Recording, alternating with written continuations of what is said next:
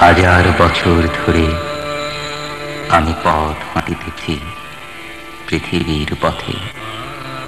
সিংহল সমুদ্র থেকে নিশীথের অন্ধকারে মালয় সাগরে অনেক ঘুরেছি আমি।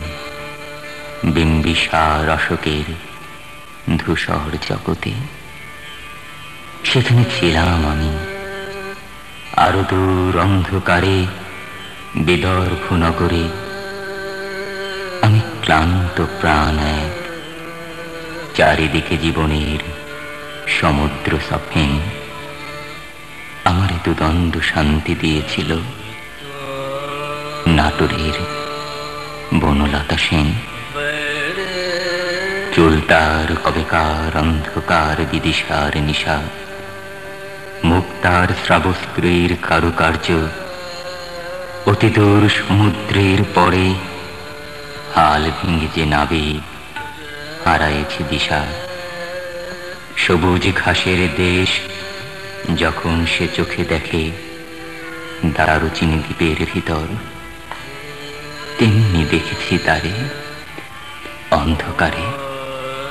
বলেছে সে, এতদিন কোথায় ছিলেন? পাখির নীড়ের মতো চোখ তুলে নাটোরের বনলতা সেন।